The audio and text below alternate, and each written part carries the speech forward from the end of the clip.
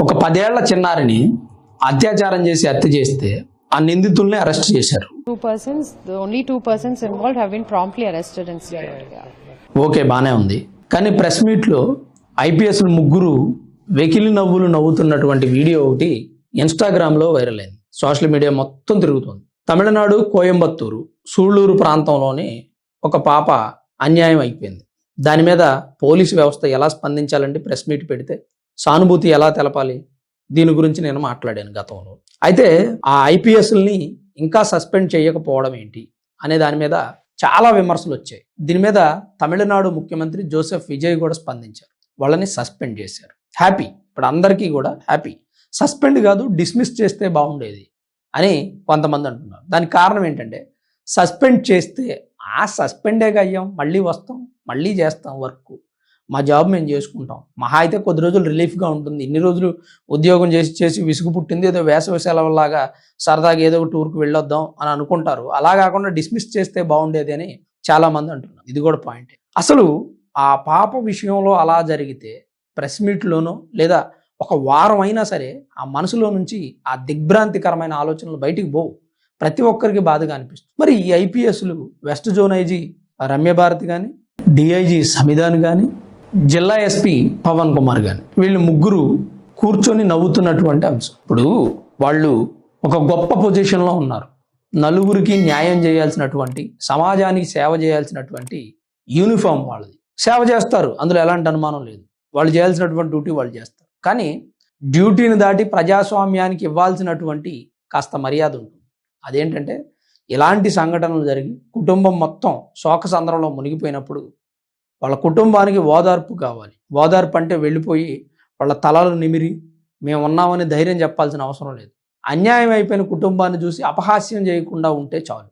అప్పుడు వాళ్ళ కుటుంబం కాస్త నాకు జరిగినటువంటి అన్యాయాన్ని వాళ్ళంతా ఖండిస్తున్నారు, వాళ్ళు కూడా కాస్త బాధపడుతున్నారు అనే ఆలోచన ఆ కుటుంబానికి ఉంటుంది. అలా కాకుండా మనం నవ్వామనుకోండి, మీరు అనొచ్చు మేము నవ్విన సిచ్యువేషన్ అది కాదండి, అది వేరే సందర్భం అని. కానీ అది ఏ సందర్భం అయినా సరే ఈ సందర్భంలో మాట్లాడుకోవాలి. ఎందుకంటే ఈ సందర్భం పాప అత్యాచారానికి సంబంధించినటువంటి సందర్భం. మరి సందర్భానుసారంగా మాట్లాడాల్సినటువంటి వ్యక్తులు, సందర్భానుసారంగా ప్రవర్తించాల్సినటువంటి వ్యక్తులు అసందర్భంగా మాట్లాడితే అసందర్భ ప్రేలాపి అంటారు.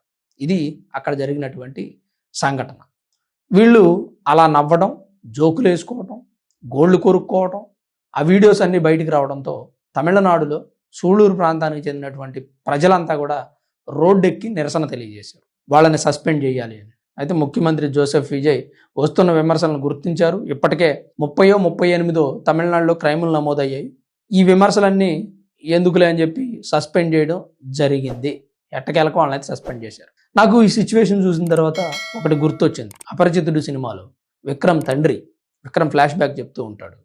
అంటే అపరిచితుడి తండ్రి ఆయన పాప చనిపోయిందని కోర్టులో కేసు వేసి మీకేం కావాలని జడ్జి గారు అడిగితే లైన్ మెన్ని, నాసిరకం వైరమ్మిన ఆ షాప్ అతన్ని, అది సరిగా చెక్ చేయనటువంటి ఆ హెల్పర్ని, రోడ్డు సరిగా వేయకుండా గుంతలు వేసిన కాంట్రాక్టర్ని, వీళ్ళందరినీ అరెస్ట్ చేయాలి సార్ అంటే మీరు చెప్పేది వింటుంటే ఆంధ్రప్రదేశ్ మొత్తాన్ని అరెస్ట్ చేసి లోపలేయాలి అన్నట్టుగా ఉంది అని లాయర్స్ అంతా కూడా అక్కడ కూర్చొని పక్కున నవ్వుతారు. అంటే కూతురు చనిపోయింది, తన కన్న బిడ్డ చనిపోయిందన్న బాధలో తండ్రి తన ఆవేదనని కోర్టుకు తెలియజేస్తుంటే లాయర్స్ ఆయన మీదే జోకేసుకొని నవ్వుతారు.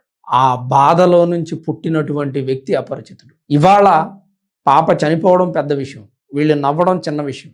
కానీ దానిని ఎవరైనా వ్యక్తి సీరియస్గా తీసుకుంటే పరిణామాలు ఏంటి, ఆ తర్వాత ఎదుర్కొనే కాన్సిక్వెన్సెస్ ఏంటి, వీటన్నిటిని దృష్టిలో పెట్టుకొని ఒక స్థాయిలో ఉన్న వ్యక్తులు ప్రవర్తించాలి. లేదంటే పరిణామాలు వేరేలా ఉంటాయి అని చెప్పి నేనైతే అనుకుంటున్నాను. మరి ఈ ఐపీఎస్లు అలా వెకిలి నవ్వులు నవ్వడం, వాళ్ళని ముఖ్యమంత్రి సస్పెండ్ చేయడం, దీని మీద మీ అభిప్రాయం ఏంటి, మీరేమనుకుంటున్నారనేది తప్పకుండా కామెంట్ రూపంలో రాయండి. Thanks for watching this video. This is Ram signing off sunburn studios.